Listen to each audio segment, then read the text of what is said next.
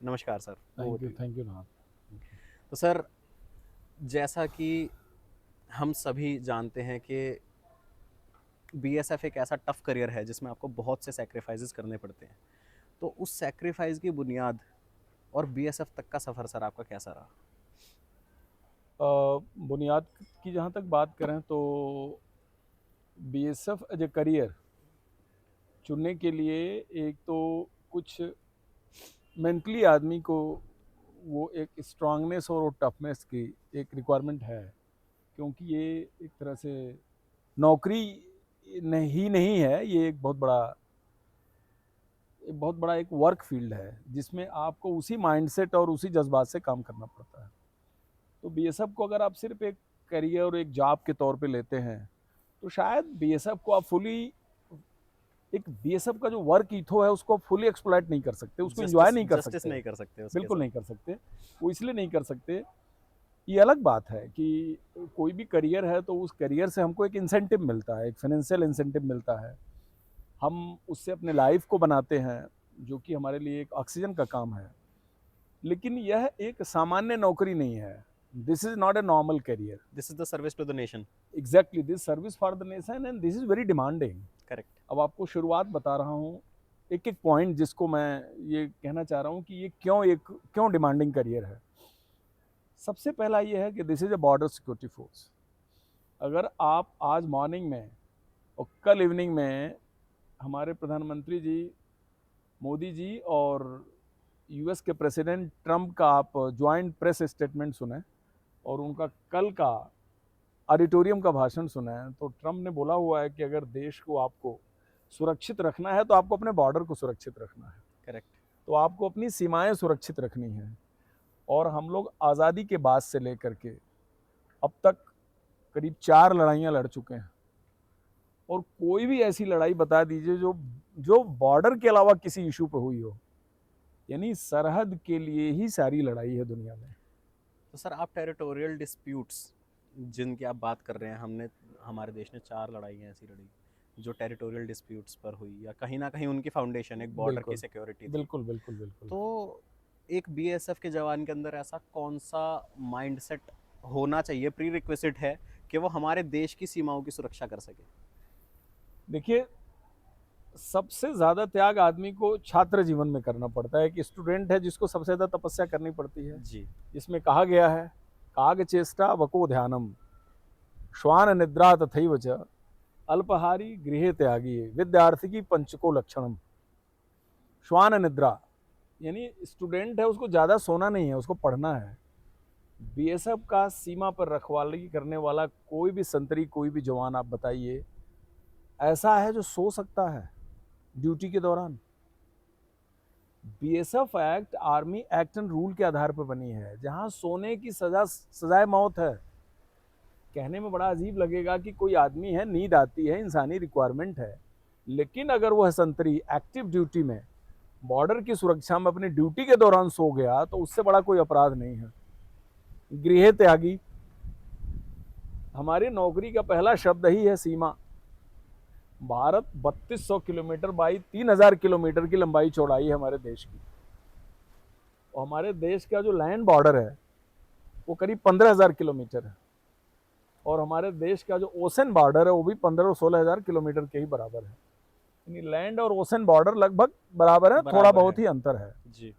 और इस land border का सबसे चैलेंजिंग बॉर्डर, जिसको कहते हैं कोर बॉर्डर एज सच, वो भी ये सबके पास है। क्योंकि जो दो देश हैं जो 1947 में ट्विनेशन थ्योरी पे बंटे, जिसमें एक पश्चिमी सीमांत पे पाकिस्तान है, पूर्वी पे बांग्लादेश है, जो कि 1971 से पहले वो भी ईस्ट पाकिस्तान था, इसके against BSF almost 7,500 kilometre land border पे तैनात है। तो आप, और जहां पर युद्ध जैसी स्थिति है, आप दो स्थिति समझ सकते हैं कि वार सिचुएशन, पीस सिचुएशन। लेकिन बीएसएफ 24/7 ऐसे जगह काम करती है जो नो वार नो पीस, मतलब वार भी नहीं है, और पीस भी पीस भी नहीं है। नहीं है। और बीएसएफ अगर कभी भगवान न करे वार छिड़ेगी या छिड़ी थी, उसमें बीएसएफ का वार टाइम रोल भी है।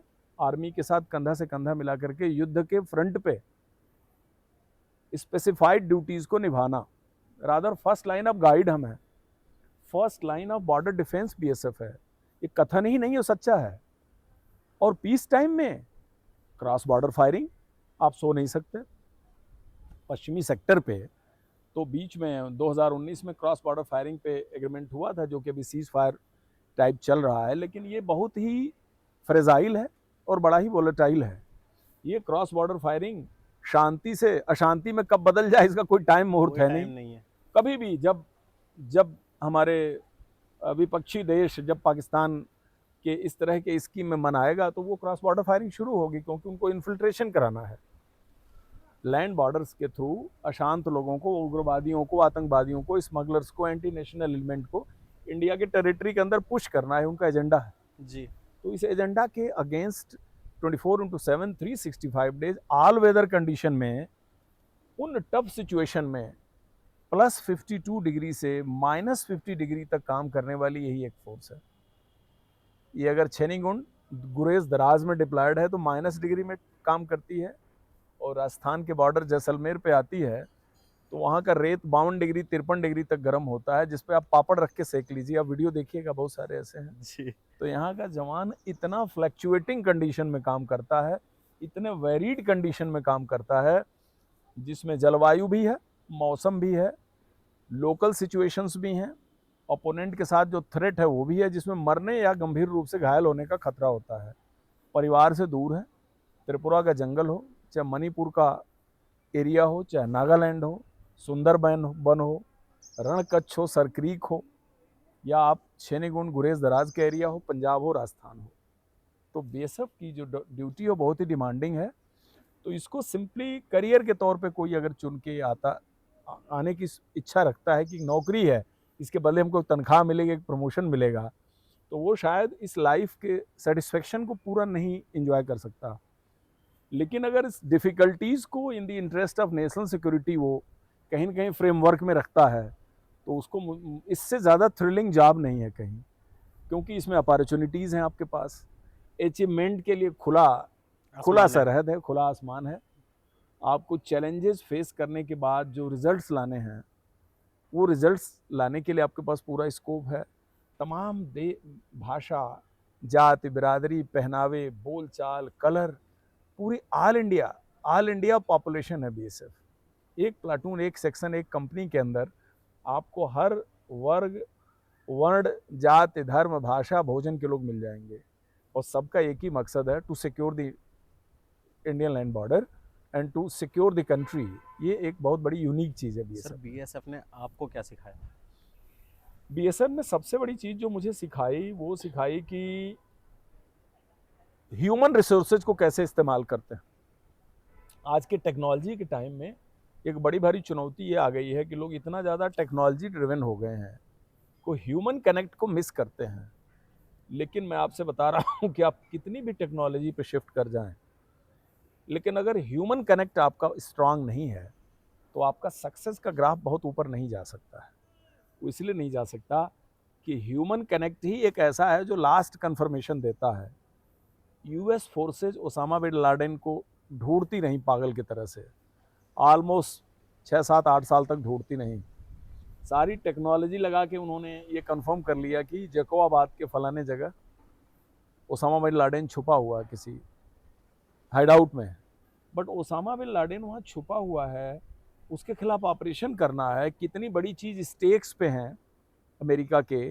लेकिन फाइनली अगर डॉक्टर ने कन्फर्मेटरी रेकी करके ना बताया होता तो वो कि ऑपरेशन होता ही नहीं। आपका जो इन्फॉर्मेशन है ग्राउंड पर भी सही है, तो शायद आप ऑपरेशन से पहले पैर खींच लेते, क्योंकि वो उसके सफल होने के चांस शायद नहीं भी थे। तो कहने का मतलब जो ह्यूमन कनेक्ट है वो आपका सबसे इंपॉर्टेंट होना चाहिए। सक्सेस के लिए भी ज़रूरी है, लीडरशिप के लिए भी ज़रूरी है, और 3 लाख की फोर्स है ये, इसको मोटिवेटेड रखना, इसको वाइब्रेंट रखना, इससे रिजल्ट लेना, किसी भी फ्रंट पे लगा लेना, ये कितनी, देखिए संगम नोज पे भी ये सब डिप्लॉयड है आज की तारीख में। महाकुंभ, पूरे विश्व का सबसे बड़ा जो एक ह्यूमन कांग्रेगेशन है, ह्यूमन गैदरिंग है, उस ह्यूमन गैदरिंग में जो संगम नोज है, संगम नोज के ऊपर क्राउड कंट्रोल करना, लोगों को रेस्क्यू करना और किसी भी डिजास्टर या भगदड़ में उनकी जान बचा के लाना, उस टास्क में भी बीएसएफ को लगाया गया है, जो कि उसके लिए day in and day out trend नहीं है, उसका कोई और जॉब है। लेकिन इतना भरोसा प्रशासन ने किया है कि ये भूखे रह जाएंगे, 24 घंटे चाय नहीं पहुंचेगी ड्यूटी कर लेंगे, पानी में भीग जाएंगे, स्वेटर रजाई कंबल नहीं मिलेगा तब भी काम चला लेंगे, लेकिन अगर जिस परिस्थिति में खड़ा कर देंगे वहाँ लोगों की जान बचा के लाएंगे। मैं अभी संगम से होके ही आया हूँ 4 दिन पहले, मैंने देखा है कैसे लड़के ड्यूटी कर रहे हैं। मैंने कहा यार इसके लिए तो तुम सिखलाई तुम्हारी नहीं है, कोई नक्सल एरिया से आ रहा है, कोई जम्मू से आ रहा है, कोई कश्मीर से आ रहा है, वो कह रहे हैं सर बड़ा सिंपल काम है, ये जो नोज पे रश है, क्राउड है, इसमें हम खड़े रहते हैं 24 घंटे, हमें कोई थकावट ही नहीं लगती और जनसेवा करना हमारा काम है। कोई भी प्रॉब्लम बोल रहा है जो हमारे बश में, हम उसको सॉल्व कर रहे हैं। तो बड़ी वर्सटाइल फोर्स है और ऑल वेदर कंडीशन में ट्रेंड फोर्स है और बिना रिसोर्स के काम करने वाली फोर्स है, इसलिए कि इसका आत्मबल बहुत तगड़ा है।